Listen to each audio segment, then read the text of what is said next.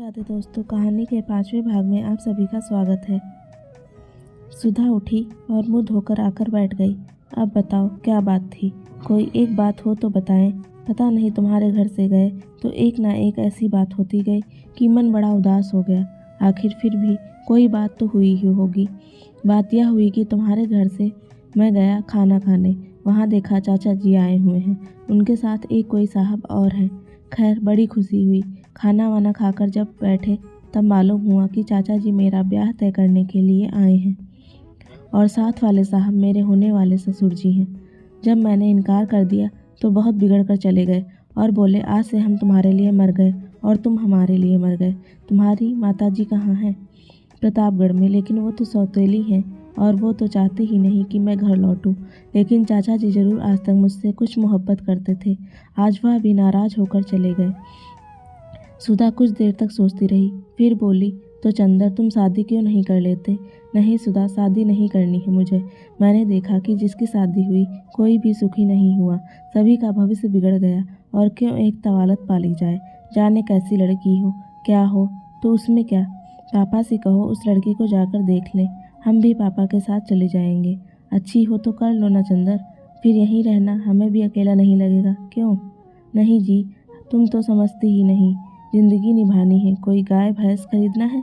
चंदर ने हंसकर कहा, आदमी एक दूसरे को समझे बूझे प्यार करे तब ब्याह के भी कोई मायने हैं। तो उसी से कर लो ना जिससे प्यार करते हो। चंदर ने कुछ जवाब नहीं दिया। बोलो, चुप क्यों हो गए? अच्छा, तुमने किसी को प्यार किया है चंदर? क्यों, बताओ ना। शायद नहीं। बिल्कुल ठीक, हम भी यही सोच रहे थे, सुधा बोली। क्यों, ये क्यों सोच रही थी? इसलिए कि तुमने किया होता तो तुम हमसे थोड़ी ही छिपाते, हमें ज़रूर बताते। और नहीं बताया तो हम समझ गए कि तुमने किसी से प्यार नहीं किया। लेकिन तुमने यह पूछा क्यों सुधा? यह बात तुम्हारे मन में कैसे उठी?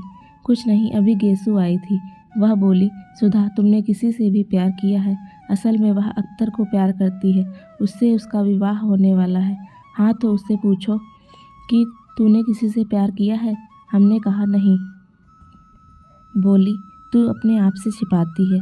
तो हम मन ही मन सोचते गए कि तुम आओगे तो तुमसे पूछेंगे कि हमने कभी प्यार तो नहीं किया है, क्योंकि तुम ही एक हो जिससे हमारा मन कभी कोई बात नहीं छिपाता। अगर कोई बात छिपाई भी होती हमने तो तुम्हें ज़रूर बता देती। फिर हमने सोचा शायद कभी हमने प्यार किया हो और तुम्हें बताया हो, फिर हम भूल गए हो। अभी उसी दिन देखो, हम पापा की दवाई का नाम भूल गए और तुम्हें याद रहा। शायद हम भूल गए हों और तुम्हें मालूम हो। कभी हमने प्यार तो नहीं किया ना? नहीं, हमें तो कभी नहीं बताया, चंदर बोला। तब तो हमने प्यार व्यार नहीं किया। गेसु यूं ही गप्पू उड़ा रही थी। सुधा ने संतोष की सांस लेकर कहा, लेकिन बस चाचा जी के नाराज होने पर तुम इतने दुखी हो गए हो। जाने दो नाराज।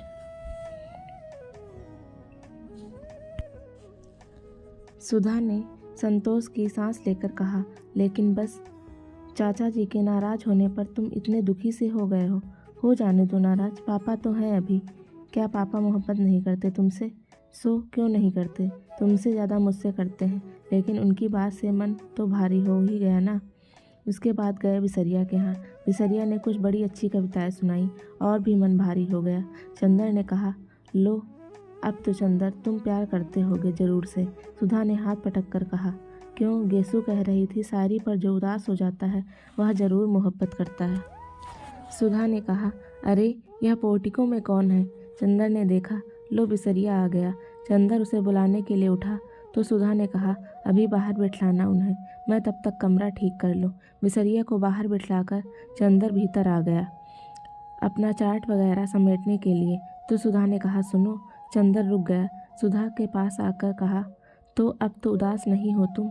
नहीं चाहते तो चाहते मत करो शादी। हमने इसमें उदास होने वाली कौन सी बात है? और कविता वविता पर मुंह बनाकर बैठो तो अच्छी बात नहीं होगी। अच्छा, चंदर ने कहा, अच्छा वच्छा नहीं, बताओ तुम्हें मेरी कसम है, उदास मत हुआ करो फिर, हमसे कोई काम नहीं होता। अच्छा, उदास नहीं होंगे पगली, चंदर ने हल्की सी चपत मारकर कहा। और बस उसके मुंह से एक ठंडी सांस निकली। उसने चार्ट उठाकर स्टडी रूम में रखा। देखो डॉक्टर साहब अभी सो ही रहे हैं। सुधा कमरा ठीक कर रही थी। वह आकर विसरिया के पास बैठ गया। थोड़ी देर में कमरा ठीक करके सुधा आकर कमरे के दरवाजे पर खड़ी हो गई। चंदन ने कहा, क्यों, सब ठीक है? उसने सिर हिला दिया। कुछ बोली नहीं। यही है आपकी शिष्या सुश्री सुधा शुक्ला, इस साल बीए फाइनल का इम्तिहान देंगी। विसरिया ने बिना आंखें उठाए ही हाथ जोड़ लिए। सुधा ने हाथ जोड़े, फिर बहुत सकुचा सी गई। चंदन उठा और विसरिया को लाकर उसके अंदर बिठा दिया। विसरिया के सामने सुधा और उसकी बगल में चंदन। चुप। अंत में चंदन बोला, लो तुम्हारे मास्टर साहब आ गए, अब बताओ ना तुम्हें क्या क्या पढ़ना है। सुधा चुप। विसरिया, कभी यह पुस्तक उलटता कभी वह। थोड़ी देर बाद वह बोला, आपके क्या विषय हैं? जी, बड़ी कोशिश से बोलते हुए सुधा ने कहा, हिंदी, इकोनॉमिक्स और गृह विज्ञान। और उसके माथे पर पसीना झलक आया। आपको हिंदी कौन पढ़ाता है? विसरिया ने किताब में ही आंखें गड़ाए हुए कहा। सुधा ने चंदन की ओर देखा और मुस्कुराकर फिर मुंह झुका लिया। बोलो ना तुम खुद। ये राजा गर्ल्स कॉलेज में है, शायद मिस पवार हिंदी पढ़ाती हैं। चंदन ने कहा, अच्छा अब आप पढ़ाइए, मैं अपना काम शुरू करूं। चंदन उठकर चल दिया। स्टडी रूम में मुश्किल से चंदन दरवाजे तक पहुंचा होगा कि सुधा ने विसरिया से कहा, जी मैं पेन ले आऊं, और लपकती हुई चंदन के पास पहुंची। सुनो चंदन। चंदन रुक गया और उसका कुर्ता पकड़कर छोटे बच्चों की तरह मचलते हुए सुधा बोली, तुम चलकर बैठो तो हम पढ़ेंगे, ऐसे शर्म लगती है। जाओ चलो, हर वक्त वही बचपना। चंदन ने डांट कर कहा, चलो पढ़ो सीधे से, इतनी बड़ी हो गई हो अभी तक वही आदतें। सुधा चुपचाप मुंह लटकाकर खड़ी हो गई और फिर धीरे धीरे पढ़ने लग गई। चंदन स्टडी रूम में जाकर चार्ट बनाने लगा। डॉक्टर साहब अभी तक सो रहे थे। एक मक्खी उड़कर उनके गले पर बैठ गई। उन्होंने बाएं हाथ से मक्खी मारते हुए नींद में कहा, मैं इस मामले में सरकार की नीति का विरोध करता हूँ। चंदन ने चौंक कर पीछे देखा। डॉक्टर साहब जग गए और जमुहाई ले रहे थे। जी आपने मुझसे कुछ कहा? चंदन ने पूछा। नहीं। क्या मैंने कुछ कहा? ओह, मैं सपना देख रहा था। कै बज गए? 5:30। अरे बिल्कुल शाम हो गई। डॉक्टर साहब ने बाहर देखकर कहा, अब रहने दो कपूर, आज काफ़ी काम किया है तुमने। चाय मंगवाओ। सुधा कहाँ है? पढ़ रही है, आज से उसके मास्टर साहब आने लगे हैं। अच्छा अच्छा, आओ उन्हें भी बुला लाओ और चाय भी मंगवा लो, उसे भी बुला लो सुधा को। चंदन जब ड्राइंग रूम में पहुंचा तो देखा सुधा किताबें समेट रही है और विसरिया जा चुका है। उसने सुधा से कहना चाहा, लेकिन सुधा का मुंह देखते ही उसने अनुमान लगा लिया कि सुधा लड़ने के मूड में है। अतः वह स्वयं ही जाकर महाराजिन से कह आया 3 प्याला चाय चढ़ाने के लिए। वह कमरे में लौटने लगा तो सुधा खुद ही उसके रास्ते में खड़ी हो गई और धमकी के स्वर में बोली, अगर कल से साथ नहीं बैठोगे तो हम नहीं पढ़ेंगे। हम साथ नहीं बैठ सकते, चाहे तुम पढ़ो या ना पढ़ो। चंदन ने ठंडे स्वर में कहा और आगे बढ़ा, तो फिर हम नहीं पढ़ेंगे। सुधा ने जोर से कहा, क्या बात है, क्यों लड़ रहे हो तुम लोग? डॉक्टर शुक्ला अपने कमरे से बोले। चंदन कमरे में जाकर बोला, कुछ नहीं, ये कह रही है कि पहले हम कहेंगे। बात काट कर सुधा बोली, पापा इनसे हमने कहा कि तुम पढ़ाते वक्त बैठा करो, हमें बहुत शर्म लगती है। ये कहते हैं पढ़ो चाहे ना पढ़ो, हम नहीं बैठेंगे। अच्छा जाओ चाय ले आओ। जब सुधा चाय लाने चली गई तो डॉक्टर साहब बोले, कोई विश्वास पात्र लड़का है अपने घर की लड़की समझकर सुधा को सौंपना पढ़ने के लिए? सुधा अब बच्ची नहीं है। हाँ, अरे यह भी कोई कहने की बात है? हाँ, वैसे अभी तक सुधा तुम्हारी ही निगहबानी में रही है। तुम खुद ही अपनी जिम्मेदारी समझते हो। लड़का हिंदी में एमए है। हाँ, एमए कर रहा है। अच्छा है, अब तो बिनती भी आ रही है, उसे भी पढ़ा देगा। सुधा चाय लेकर आ गई थी। पापा तुम लखनऊ कब जाओगे? शुक्रवार को। क्यों? और ये भी जाएंगे? हाँ। और हम अकेले रहेंगे? क्यों, महाराज जी नहीं सोएंगी और अगले सोमवार तक हम लौट आएंगे। डॉक्टर शुक्ला ने चाय का प्याला मुंह से लगाते हुए कहा। एक गम कदे की शाम, मन उदास, तबीयत उचटी सी, सितारों की रोशनी फीकी लग रही थी। मार्च की शुरुआत थी और फिर भी जाने शाम कितनी गर्म थी, यह सुधा को ही इतनी बेचैन लग रही थी। पहले वह जाकर सामने के लॉन में बैठी, लेकिन सामने के मौलसिरी के पेड़ में छोटी गौरैया ने मिलकर इतनी जोर से चहचहाना शुरू किया कि उसकी तबीयत घबरा उठी। वह इस वक्त एकांत चाहती थी और सबसे बढ़कर सन्नाटा चाहती थी, जहाँ कोई ना बोले, कोई ना बात करे, सभी खामोशी में डूबे हुए हों। वह उठकर टहलने लगी और जब लगा कि पैरों में ताकत नहीं है तो वह फिर लेट गई हरी हरी घास पर। मंगलवार की शाम थी और अभी तक पापा नहीं आए थे। आना तो दूर, पापा या चंदर के हाथ के एक पुर्जे के लिए तरस गई थी। किसी ने यह भी नहीं लिखा कि वो लोग कहाँ रह गए या कब तक आएंगे। किसी को भी सुधा का ख्याल नहीं। शनिवार या इतवार को तो वह रोज़ खाना खाते वक्त रोई। चाय पीना तो उसने उसी दिन छोड़ दिया था और सोमवार को सुबह पापा नहीं आए तो वह इतना फूट फूट कर रोई कि महाराजिन को सेकती हुई रोटी चूल्हे पर छोड़कर चूल्हे की आंच निकालकर सुधा को समझाने आना पड़ा। और सुधा की रुलाई देखकर तो महाराजिन के हाथ पांव ढीले हो गए थे। उसकी सारी डांट हवा हो गई थी और वह सुधा का मुंह ही मुंह देखती रही। कल से कॉलेज भी नहीं गई और दोनों दिन इंतजार करती रही कि कहीं दोपहर को पापा ना आ जाएं। गेसु से भी 2 दिन से मुलाकात नहीं हुई, लेकिन मंगलवार को दोपहर तक जब कोई खबर नहीं आई तो उसकी घबराहट बेकाबू हो गई। इस वक्त उसने बिसरिया से भी कोई बात नहीं की। आधा घंटा पढ़ने के बाद उसने कहा कि उसके सिर में दर्द हो रहा है और उसके बाद वह खूब रोई। उसके बाद उठी, चाय पी, मुंह धोया और सामने के लॉन में टहलने लगी और फिर लेट गई हरी हरी घास पर। बड़ी ही उदास थी और क्षितिज की लाली के होठ भी स्याह पड़ गए थे। बादल सांस रोके पड़े थे और खामोश सितारे टिमटिमा रहे थे। बगलों की धुंधली धुंधली कतारों पर मारती हुई गुजर रही थी। सुधा ने एक लंबी सांस लेकर सोचा कि अगर वह चिड़िया होती तो एक क्षण में उड़कर जहाँ चाहती वहाँ से खबर ले आती। पापा इस वक्त घूमने गए होंगे। चंदर अपने दोस्तों की टोली में बैठा रंगरेलिया कर रहा होगा। वहाँ भी दोस्त बना लिए ही होंगे उसने। बड़ा बातूनी है चंदर और बड़ा ही मीठे स्वभाव का। आज तक किसी से सुधा ने उसकी बुराई नहीं सुनी। सभी उसको प्यार करते थे, यहाँ तक कि महाराजिन जो सुधा को हमेशा डांटती रहती थी, चंदर का हमेशा पक्ष लेती थी और सुधा हर एक से पूछ लेती थी कि चंदर के बारे में उसकी क्या राय है। लेकिन सब लोग जितनी चंदर की तारीफ करते वह उतना अच्छा उसे नहीं समझती थी। आदमी की परख तब होती है जब दिन रात बढ़ते। चंदर उसका ऊन कभी नहीं ला कर देता था। बादामी रंग का रेशमी मंगाओ तो केसरिया रंग का ला कर देता था। इतने नक्शे बनाता था और सुधा ने हमेशा उससे कहा कि मेज पोस्ट की कोई डिज़ाइन बना दो तो उसने कभी नहीं बनाई। एक बार सुधा ने बहुत अच्छी वायल कानपुर से मंगवाई थी और चंदर ने कहा, लाओ यह बहुत अच्छी है, इस पर हम किनारे की डिज़ाइन बना देंगे। और उसके बाद उसने उसमें तमाम पान जैसा जाने क्या बना दिया। और जब सुधा ने पूछा यह क्या है तो बोला लंका का नक्शा है। जब सुधा बिगड़ी तो बोला लड़कियों के हृदय में रावण से लेकर मेघनाद तक करोड़ों राक्षसों का वास होता है, इसलिए उनकी पोशाक में लंका का नक्शा ज़्यादा सुशोभित होता है। मारे गुस्से के सुधा ने वह धोती अपनी मालिन को दे डाली। यह सभी बातें तो किसी को मालूम नहीं।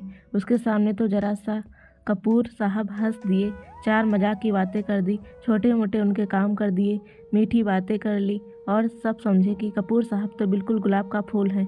लेकिन कपूर साहब एक तीखे कांटे हैं जो दिन रात सुधा के मन में चुभते रहते हैं। या तो दुनिया को नहीं मालूम, दुनिया क्या जाने कि सुधा कितनी परेशान रहती है चंदर की आदतों से। अगर दुनिया को मालूम हो जाए तो चंदर की जरा भी तारीफ ना करें, सब सुधा को ही ज़्यादा अच्छा कहें। लेकिन सुधा कभी किसी से कुछ नहीं कहती, मगर आज उसका मन उदास हो गया कि किसी से चंदर की जी भरकर बुराई कर ले तो उसका मन हल्का हो जाए।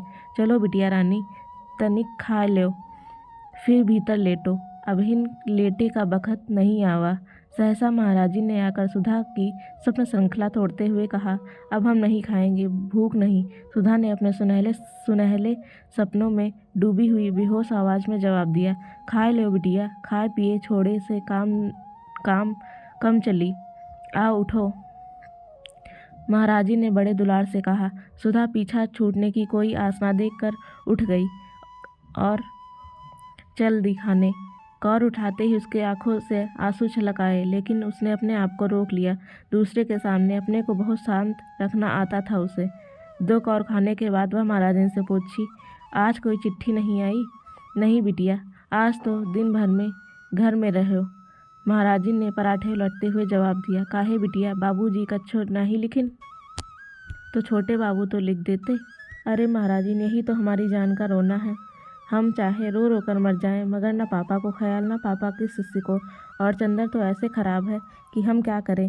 ऐसे स्वार्थी हैं, अपने मतलब किए हैं कि बस सुबह शाम आए और हम ना मिले तो आफत ढा देंगे, पापा ना मिले तो आफत ढा देंगे। बहुत घूमने लगी हो तुम, बहुत बाहर कदम निकल गया है तुम्हारा।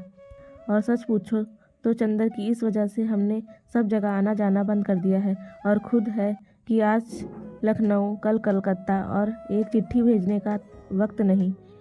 अभी हम ऐसा करते तो हमारी जान नोच खाते। और पापा को देखो, उनके दुलारे के साथ हैं तो बस, और किसी की फिक्र ही नहीं। अब तुम महाराजिन, चंदर को तो कभी कुछ चाय वाय मत देना। काहे बिटिया, काहे कोसत हो? कैसा चांद से तो है छोटे बाबू, और कैसा हंस के बातें करत है। माई का जाने कैसे हियाव पड़ा कि उन्हें अलग से अलग कह दीस। बेचारा होटल में जाने कैसी रोटी खात होई। उन्हें हिये बुलाए लो तो अपने हाथ का खिलाए 2 महीना में मोटा कर दी। हमें तो से ज़्यादा उसकी ममता लगत है।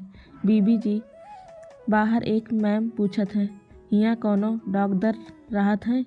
हम कहा नहीं, हियाँ तो बाबूजी रहत हैं। तो कहत है नहीं, यही मकान आए। मालिन ने सहसा आकर बहुत स्वतंत्र स्वरों में कहा, बैठाओ उन्हें, हम आते हैं। सुधा ने कहा और जल्दी जल्दी खाना शुरू कर दिया, जल्दी जल्दी ख़त्म कर दिया। बाहर आकर उसने देखा तो नीले कांटे की झाड़ से टिकी हुई एक बाईसाइकिल रखी थी और एक ईसाई लड़की लॉन पर टहल रही होगी, करीब 24-25 बरस की, लेकिन बहुत अच्छी लग रही थी। कहिए, आप किसे पूछ रही थी? सुधा ने अंग्रेजी में पूछा। मैं डॉक्टर शुक्ला से मिलने आई हूँ, उसने शुद्ध हिंदुस्तानी में। वे तो बाहर गए हैं और कब आएंगे कुछ पता नहीं। कोई खास काम है आपको? सुधा ने पूछा। नहीं, यूं ही मिलने आई थी। आप उनकी लड़की हैं? उसने साइकिल उठाते हुए कहा। जी हाँ, लेकिन अपना नाम तो बताती जाइए। मेरा नाम कोई महत्वपूर्ण नहीं, मैं उनसे मिल लूँगी। और हाँ, आप उसे जानती हैं, मिस्टर कपूर को? आहा, आप पम्मी हैं, मिस डिक्रूज? सुधा को एकदम ख्याल आ गया। आइए आइए, हम आपको ऐसे जाने नहीं देंगे। चलिए बैठिए। सुधा ने बड़ी बेतकल्लुफ़ी से उसकी साइकिल पकड़ ली। अच्छा अच्छा चलो, कहकर पम्मी जाकर ड्राइंग रूम में बैठ गई। मिस्टर कपूर रहते कहाँ हैं? पम्मी ने बैठने से पहले पूछा। रहते तो वो चौक में हैं, लेकिन आजकल तो वो पापा के साथ बाहर गए हैं। वो तो आपकी एक दिन बहुत तारीफ़ कर रहे थे, बहुत तारीफ़। इतनी तारीफ़ किसी लड़की की करते तो हमने सुना ही नहीं। सचमुच पम्मी का चेहरा लाल हो गया। वह बहुत अच्छे हैं, बहुत अच्छे। थोड़ी देर पम्मी चुप रही, फिर बोली, क्या बताया था उन्होंने हमारे बारे में? ओह तमाम, एक दिन शाम को तो हम लोग आप ही के बारे में बातें करते रहे, आपके भाई के बारे में बताते रहे, फिर आपके बारे में बताया कि आप कितनी तेज़ टाइप करती हैं, फिर आपकी रुचियों के बारे में बताया, आपको साहित्य का बहुत शौक़ नहीं है, पर आप शादी से बेहद नफ़रत करती हैं, और आप ज़्यादा मिलती जुलती भी नहीं, बाहर आती जाती नहीं। और मिस डिक्रूज? ना, आप पम्मी कहिए मुझे। हाँ तो मिस पम्मी, शायद इसलिए आप उसे इतनी अच्छी लगी कि आप कहीं आती जाती नहीं। वह लड़कियों का आना जाना और आज़ादी बिल्कुल नापसंद करता। सुधा बोली। नहीं, वह ठीक सोचता है, पम्मी बोली। मैं शादी और तलाक के बाद इसी नतीजे पर पहुंची हूँ कि 14 बरस से 35 बरस तक की लड़कियों को बहुत शासन में रखना चाहिए, पम्मी ने गंभीरता से कहा। एक ईसाई मेम के मुंह से यह बात सुनकर सुधा दंग रह गई। क्यों? उसने पूछा। इसलिए कि इस उम्र में लड़कियां बहुत नादान होती हैं, और जो कोई भी 4 मीठी बातें करता है तो लड़कियां समझती हैं इससे ज़्यादा प्यार उन्हें कोई नहीं करता, और इस उम्र में जो कोई भी ऐरा गैरा उनके संसर्ग में आता है उसे वो प्यार का देवता समझने लगती हैं, और नतीजा यह होता है कि वो ऐसे जाल में फंस जाती हैं कि ज़िंदगी भर उनसे छुटकारा नहीं मिलता। मेरा तो यह विचार है कि या तो लड़कियां 34 बरस के बाद शादी करें, जब वे अच्छा बुरा समझने के लायक हो जाएं। नहीं तो मुझे तो हिंदुओं का कायदा सबसे ज़्यादा पसंद आता है कि 14 वर्ष के पहले ही लड़की की शादी कर दी जाए, और उसके बाद उसका संसर्ग उसी आदमी से रहे जिससे वह ज़िंदगी भर निबाह करना है, और अपने विकास क्रम में दोनों ही एक दूसरे को समझते चले। लेकिन यह तो सबसे भद्दा तरीका है कि 14 और 35 वर्ष के बीच में लड़का लड़की की शादी हो और उसे आज़ादी दी जाए। मैंने तो स्वयं अपने ऊपर बंधन बांध लिए थे। तुम्हारी तो शादी अभी नहीं हुई? नहीं। बहुत ठीक, तुम 34 बरस के पहले शादी मत करना। अच्छा हाँ, और क्या बताया चंदर ने मेरे बारे में? और तो कुछ खास नहीं।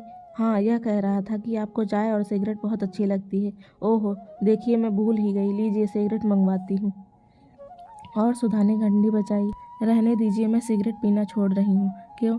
इसके लिए कि कपूर को अच्छा नहीं लगता, और अब वह मेरा दोस्त बन गया है, और दोस्ती में एक दूसरे से निबाह ही करना पड़ता है। उसने आपसे यह नहीं बताया कि मैंने उसे दोस्त मान लिया है? पम्मी ने पूछा। जी हाँ, बताया था। अच्छा तो चाय लीजिए। हाँ हाँ, चाय मंगवा लीजिए। आपका कपूर से क्या संबंध है? पम्मी ने पूछा। कुछ नहीं, मुझसे भला क्या संबंध होगा उनका? जब देखिए तब बिगड़ते रहते हैं मुझ पर। और बाहर गए हैं और आज तक कोई खत नहीं भेजा। ये कहीं संबंध है? नहीं, मेरा मतलब आप उनसे घनिष्ठ हैं? हाँ, कभी वह छिपाते तो नहीं मुझसे कुछ? क्यों? तब तो ठीक है, सच्चे दिल के आदमी मालूम पड़ते हैं। आप तो यह बता सकती हैं कि उन्हें क्या क्या चीज़ें पसंद हैं? हाँ, उन्हें कविता पसंद है। बस कविता के बारे में बात ना कीजिए, कविता सुना दीजिए उन्हें या कविता की किताब दे दीजिए उन्हें। और उनको सुबह घूमना पसंद है, रात को गंगा जी की सैर करना पसंद है, सिनेमा तो बेहद पसंद है। और क्या क्या? चाय की पत्ती का हलवा पसंद है। यह क्या होता है? मेरा मतलब पानी, दूध और दूध की चाय उन्हें बहुत पसंद है। अच्छा अच्छा, देखिए आप सोचेंगी कि मैं इस तरह से मिस्टर कपूर के बारे में पूछ रही हूँ जैसे मैं कोई जासूस हूँ, लेकिन असल बात यह है कि मैं आपको बता दूं, मैं पिछले 2-3 साल से अकेली रहती हूँ, किसी से भी मिलती जुलती नहीं थी।